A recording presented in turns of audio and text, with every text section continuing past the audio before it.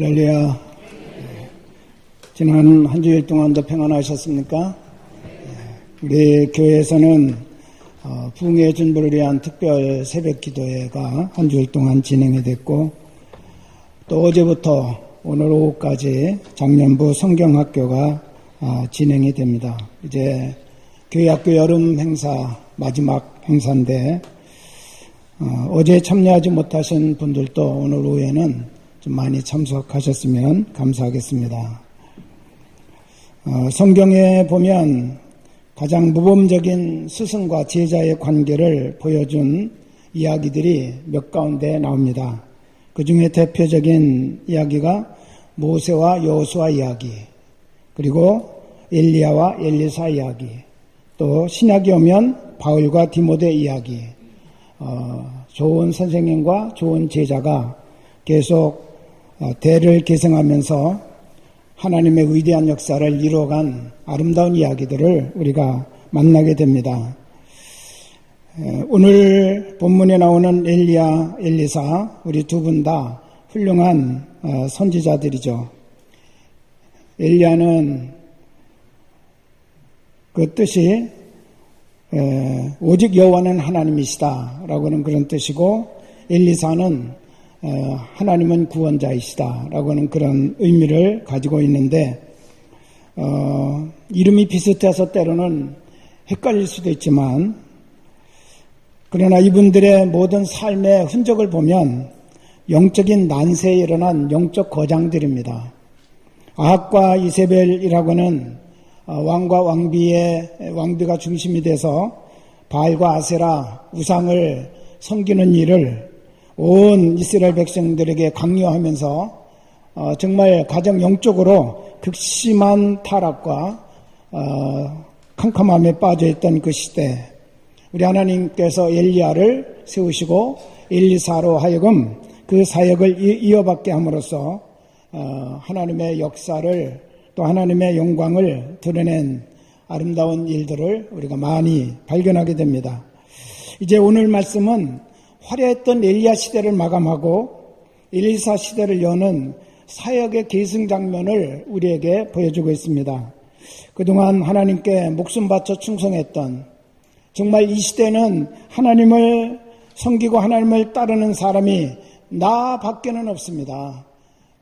그렇게 말할 만큼 엘리야는 정말 애로운 그런 영적 투쟁을 하면서 하나님의 백성들에게 살아계신 하나님을 드러내는 일에 혼신의 힘을 다 기울였습니다. 근데 이제는 때가 되매 그의 시대를 하나님이 마감하게 하시고, 대신에 엘리야는 죽음을 보지 아니하고 하나님 나라에 올라갈 것을 우리 하나님이 약속하셨습니다. 근데 엘리야가 한 일들 가운데 아주 중요한 일 하나는 선지학교를 곳곳에 세워가지고 하나님의 일을 감당할 일꾼들을 계속 양성했다고 하는 것입니다. 오늘 여기 나오는 길갈, 베델, 여리고, 요단강변, 이 네 곳은 대표적인 선지학교가 있었던 장소이죠. 대개 한 학교에 50명 정도 이렇게 학생들을 모집을 해서 하나님의 나라 일꾼을 양성하는 일에 그가 혼신의 힘을 다 기울였습니다. 그리고 마지막 하나님께서 이제 내 시대는 마감될 것이다.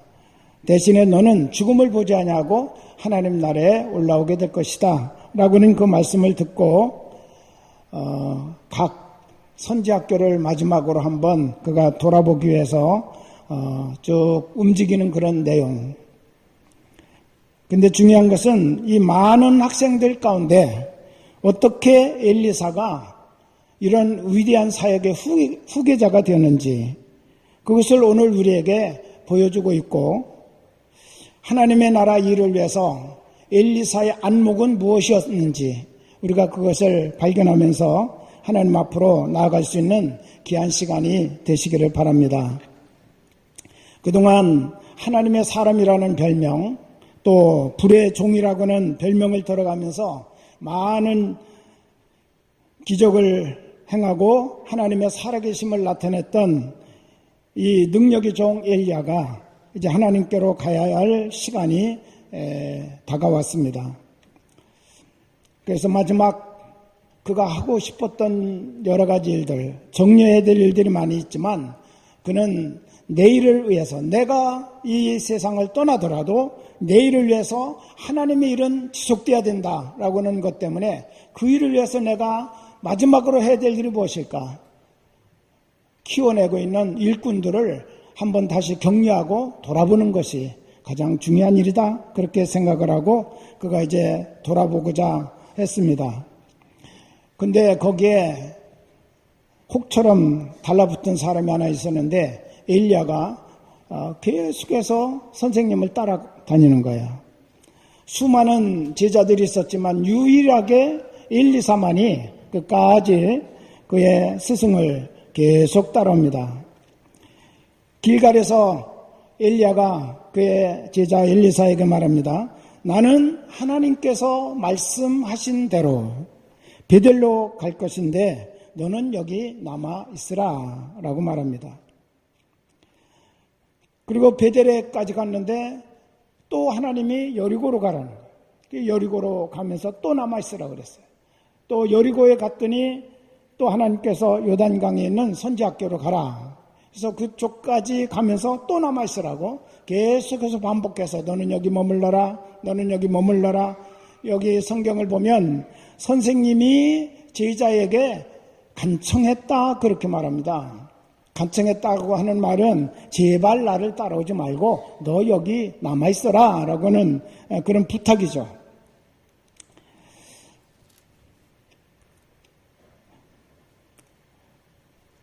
근데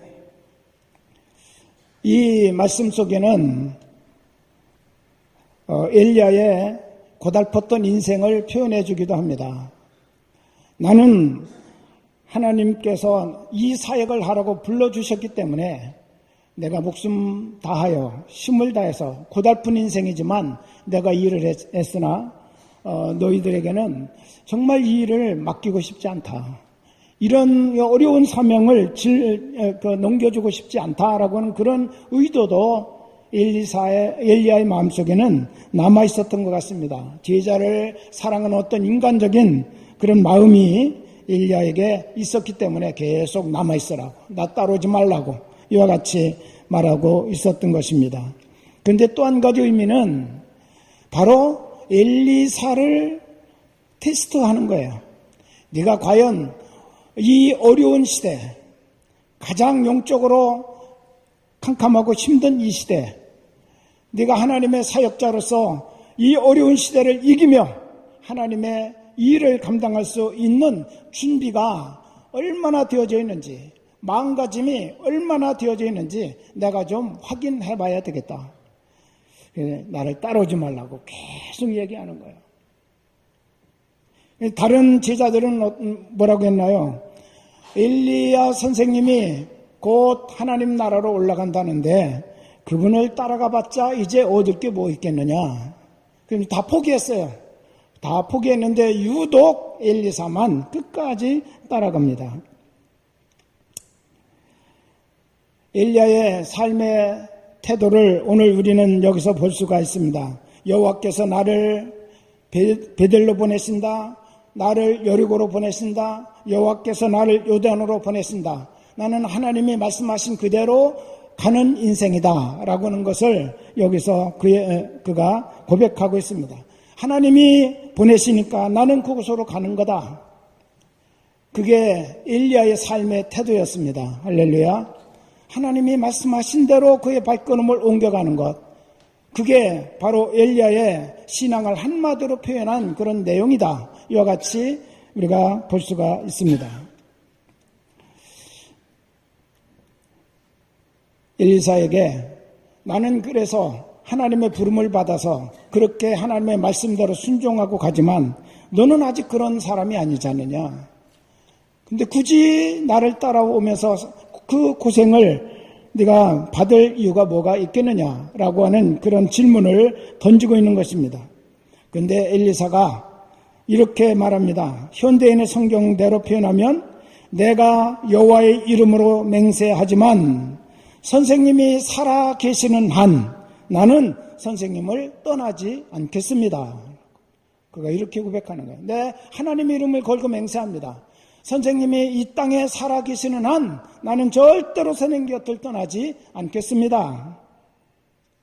여러분, 이 말은 엘리사의 마음속에 선생님이 걸어오신 그 길, 선생님이 살아가셨던 그 신앙의 태도, 그리고 선생님이 감당했던 사명의 그 열정, 이제 나도 그 길을 같이 가려고 합니다 라고 하는 그런 고백과 같은 것입니다.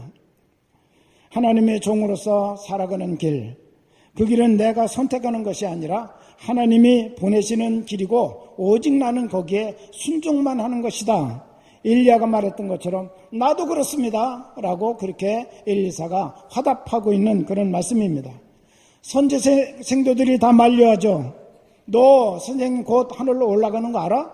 근데 뭐 때문에 그 선생님을 계속 따라다니는 거야? 여기 우리와 같이 머물자. 계속 만류를 하는데도 불구하고 나도 또한 알고 있다라고 말하면서 너희는 잠잠하라. 내 속 모르면 가만히 있어. 그렇게 그들이 이제 그들에게 답변을 하죠. 오직 스승이 걸어가신 그 하나님의 사명의 길을 걷고자 하는 엘리사의 사명 의식을 이제 엘리야가 확인을 합니다. 길갈에서 베델로 갔는데 따라와요. 내가 하나님께 맹세하지만 선생님이 살아계시는 한 나는 절대로 선생님 따르는 것을 포기하지 않겠습니다. 끝까지 선생님 따라가겠습니다.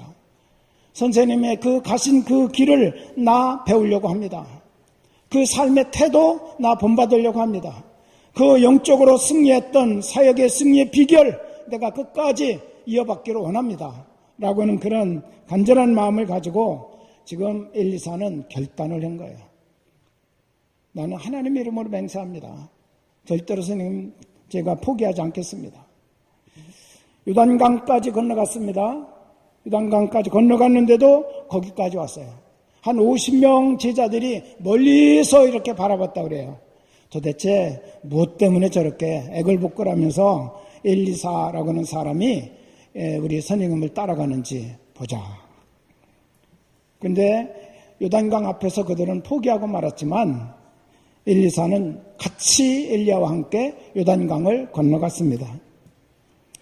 그랬더니 그때서야 엘리야가 말합니다. 이제 네가 가지고 있는 그 태도, 너는 충분히 나의 후계자로서의 마음가짐과 준비가 되어 있는 것 같다.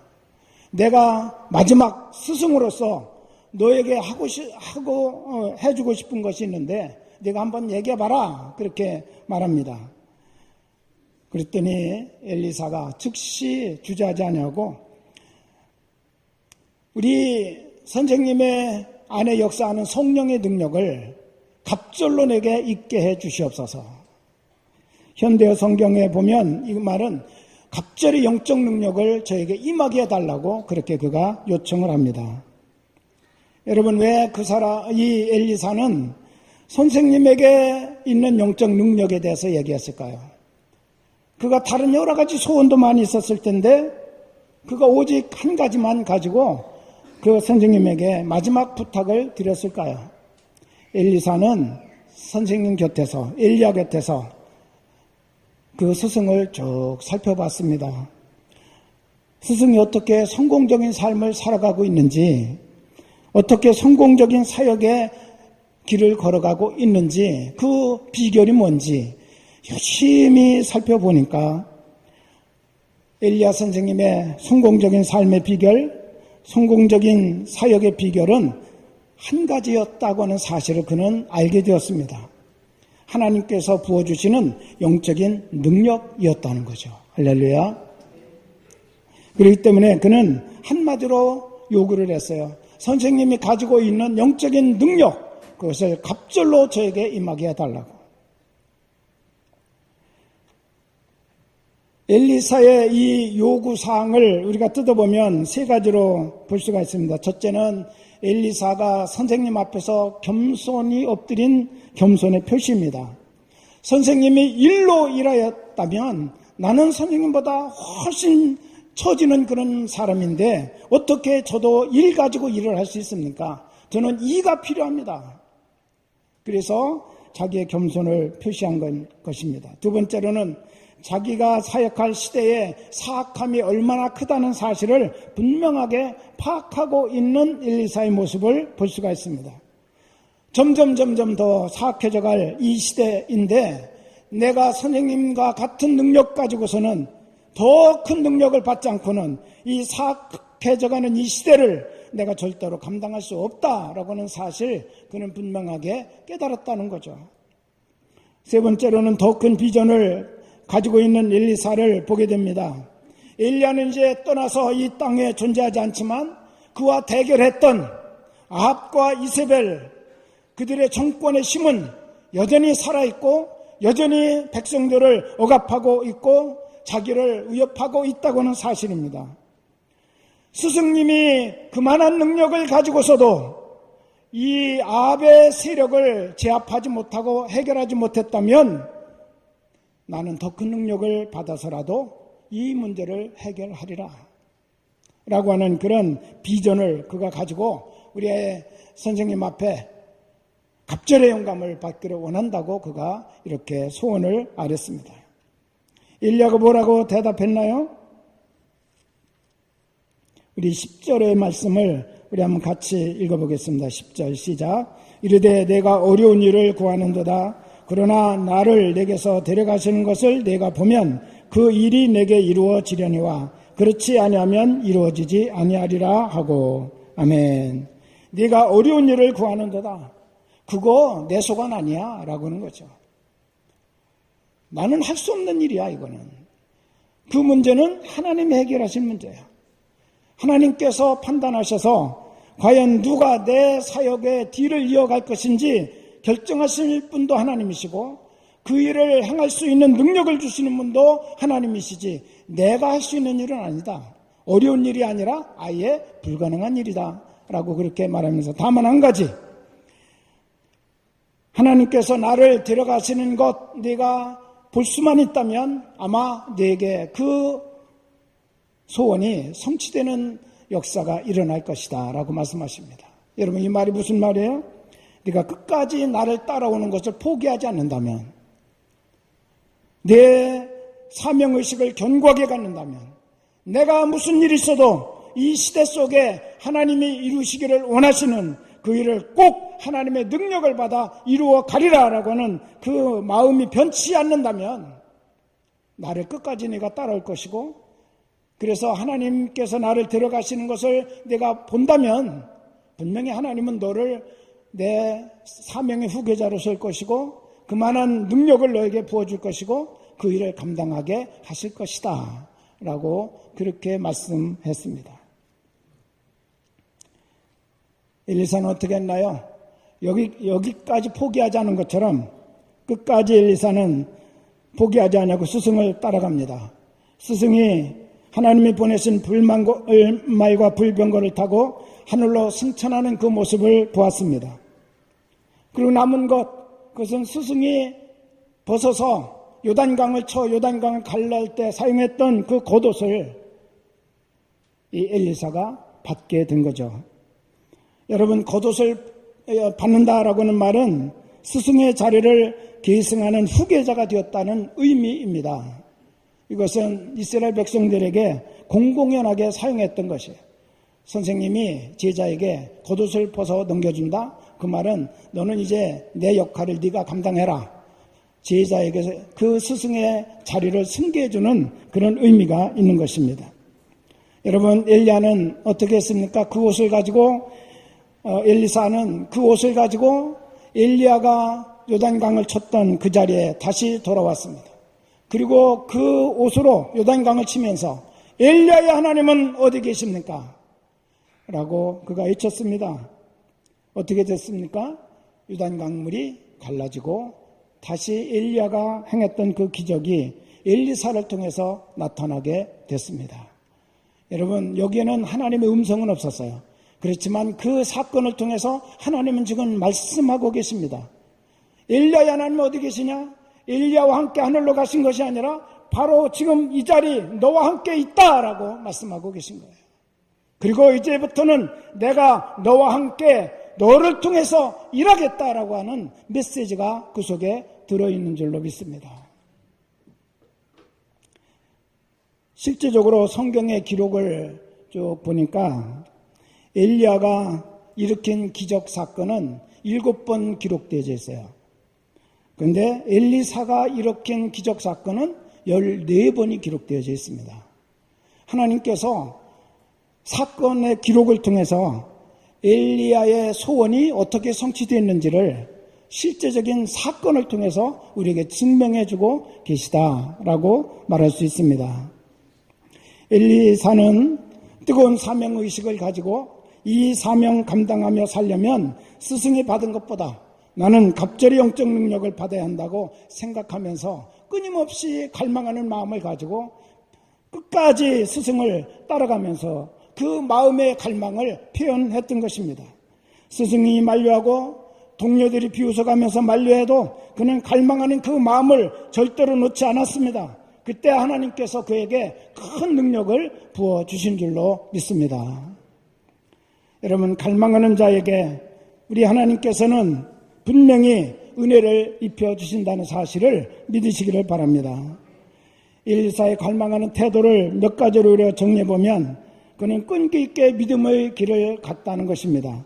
2절, 4절, 6절을 보니까 내가 당신을 떠나지 않겠습니다 라고는 말이 계속 반복이 됩니다. 당신이 살아있는 한 나는 결코 당신을 떠나지 않겠습니다.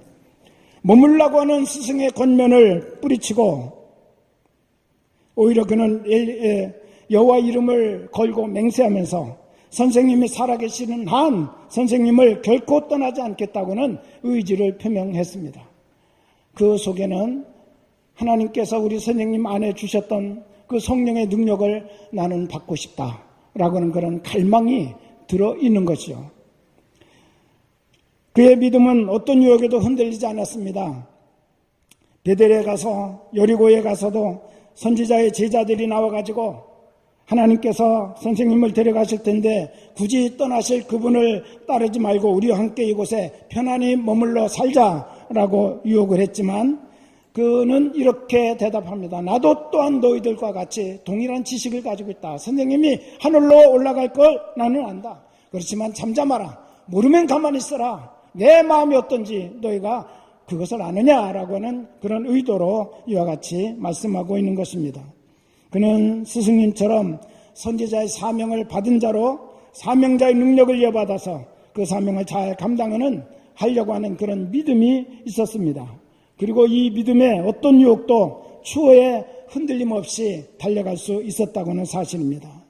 그는 이 길을 걸어가려면 나는 오직 성령의 능력을 받지 않으면 안 된다고 하는 유일한 비결 하나를 선생님을 통해서 깨닫게 되었고 발견하게 되었고 그것을 계속 추구하게 되었다는 것이죠. 엘리사가 갈망하는 것은 스승의 신앙과 삶 그리고 그분의 사역을 컨트롤했던 성령의 역사가 나에게도 있기를 간절히 소망을 했습니다. 그것도 갑절이나 나에게 임하기를 간절히 소망하고 있었던 것입니다. 왜 엘리사는 성령이 역사하셔야만 삶의 승리가 있고 사역의 승리가 있다는 사실을 그가 알게 되었을까요? 스승 엘리야의 곁에서 종처럼 수종들면서 그는 분명히 배운 것 하나가 그겁니다. 엘리야의 이모저모를 다 뜯어봤습니다. 나하고 다를 것도 없다. 그렇게 그가 느꼈어요. 근데 그에게서는 내가 나타낼 수 없는 놀라운 여호와의 능력을 나타내고 있는 것을 보았습니다. 어떻게 저 여호와의 능력을 내가 심입을 수 있을까? 간절히 그가 갈망하는 그런 마음을 갖게 되었습니다. 사랑하는 여러분, 인간의 삶도 우리들의 신앙도 우리가 또한 행하는 모든 사역도 하나님이 역사하실 때에만이 의미가 있고 승리도 있고 축복도 있다는 사실을 믿으시기를 바랍니다. 그래서 엘리사는 갈망하는 마음을 가지고 스승의 길을 끝까지 따라가는 것입니다. 그것은 바로 그의 믿음의 고백을 그렇게 행동으로 고백한 거죠. 내가 가야 할 인생길을 제대로 잘 걸어가기 위해서는 갑절의 영적 능력을 받지 않으면 안 된다는 사실을 엘리사가 깊이 깨달은 것처럼 오늘 여러분 이 시대를 우리가 보시기를 바랍니다. 오히려 엘리야 시대보다 엘리사 시대보다도 더 영적인 혼돈이 깊이 우리 가운데 나타나고 있습니다. 영적인 분별력이 더 사라져가고 있습니다. 수많은 그런 악한 영들이 역사하면서 우리들의 영혼을 하나님의 자녀로서의 자리에서 계속해서 도둑질해 가고 있는 그런 시대를 우리가 살아가고 있습니다.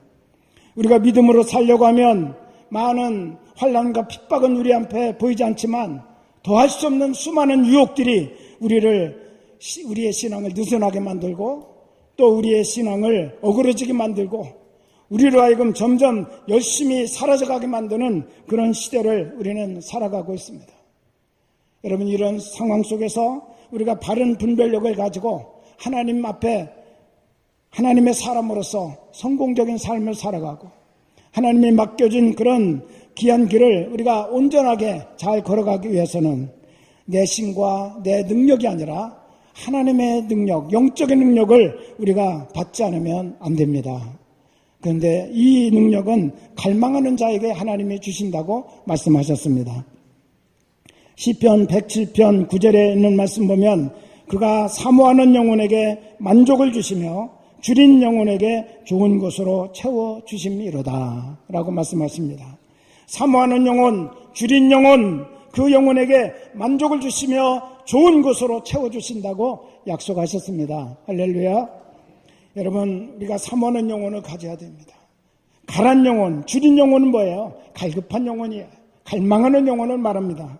하나님 없이는, 하나님의 도움 없이는, 하나님의 능력을 심지 아니하고는 내 인생뿐만 아니라 내가 어떤 일을 하더라도 그것은 의미가 없고 실패할 수밖에 없으며 제대로 우리가 삶을 살아갈 수 없다는 사실을 깨닫고 우리 하나님 도와주시옵소서. 하나님, 저에게 하나님의 능력을 덧입혀 주시옵소서.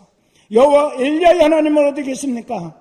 안타깝게 부르짖었던 엘리사에게 바로 내가 여기 너와 함께 있다. 앞으로는 내가 너와 함께 일할 것이고 너를 통해서 일할 것이다 말씀하셨던 우리 하나님이 오늘 우리에게 말씀하십니다. 오늘 내가 너와 함께 있다. 나의 능력을 너에게 더할 것이며 너를 통해서 나는 하나님의 나라 일을 하기를 원한다고 말씀하실 것입니다. 여러분, 우리가 어떻게 하나님의 영광을 돌리며 하나님 나라 일을 할 수 있을까요? 갈망해야 됩니다. 내심으로는 할 수가 없습니다. 하나님, 갑절의 영적인 능력을 저에게 부어 주시옵소서. 우리가 이런 갈망하는 마음을 가질 때 하나님은 결코 그런 갈망하는 영혼을 가진 자를 외면하지 아니하신다는 사실을 믿으시기를 바랍니다. 다음 주일이 우리 교회 창립 45주년 기념주일입니다. 또 더불어서 11시 예배에서부터 부흥성회가 시작이 됩니다. 여러분, 오늘 우리는 엘리사의 심정을 가지고 시간 은혜를 사모하면서 참여하여 하나님께서 부어주시는 놀라운 은혜와 능력을 심는 복된 시간이 될 수 있기를 주님의 이름으로 축원합니다. 야고보서 1장 17절에 보면 온갖 좋은 은사와 온전한 선물이 다 위로부터 빛들의 아버지께로부터 내려온다라고 말씀하십니다. 여러분, 온갖 좋은 은사, 온전한 선물, 그것은 바로 빛 대신 아버지 하나님으로부터 우리에게 주어지게 되는 것입니다. 사모하는 자에게 하나님 아버지는 절대로 외면하지 아니하시고 우리에게 부어주시고 이 시대를 승리로 살아갈 수 있는 영적인 능력을 우리 모두에게 부어주실 줄로 믿습니다. 기도하겠습니다.